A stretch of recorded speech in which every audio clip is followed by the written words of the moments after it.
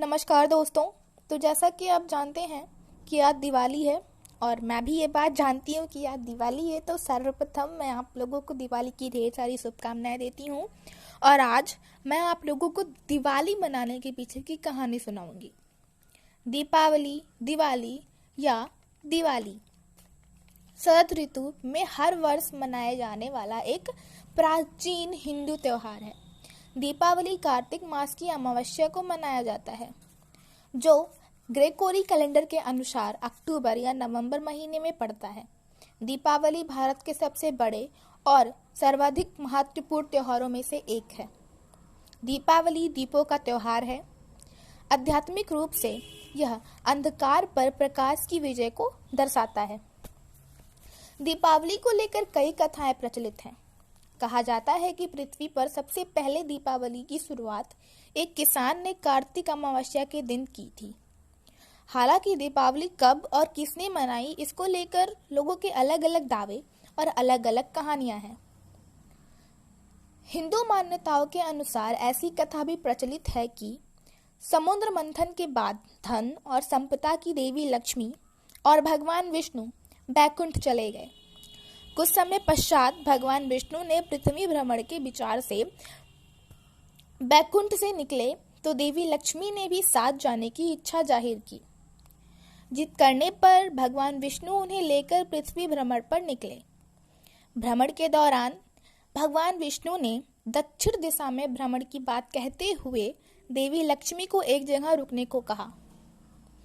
विष्णु ने देवी लक्ष्मी को उस जगह से कहीं और नहीं जाने और खुद के शीघ्र लौट के आने का आश्वासन दिया।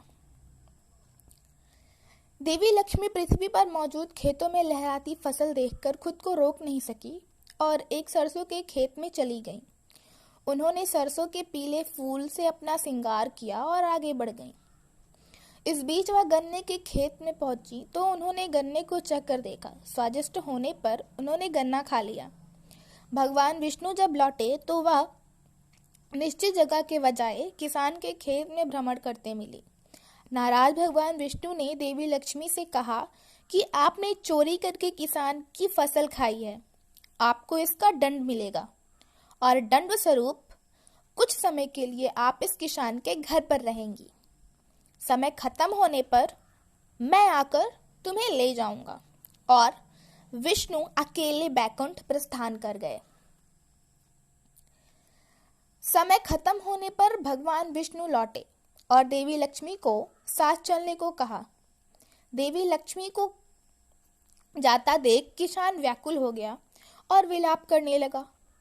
किसान के विलाप से दुखी देवी लक्ष्मी ने उन्हें आश्वासन दिया कि वह किसान के घर एक कलश में मौजूद रहेंगी और किसान को उस कलश की पूजा करनी होगी।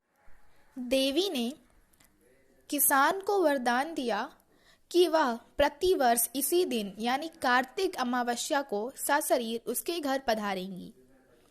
देवी से संपन्नता और वैभव का आशीर्वाद पाकर किसान का मान गया और देवी लक्ष्मी भगवान विष्णु के साथ बैकुंठ चली गईं।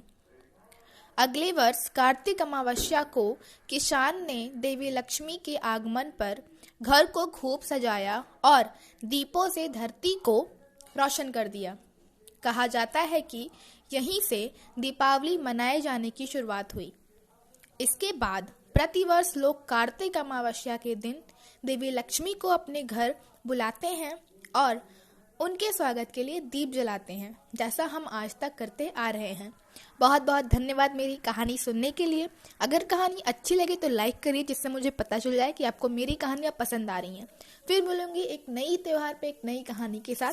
तब तक के लिए धन्यवाद। Bye bye. नमस्कार दोस्तों। तो जैसा कि आप जानते हैं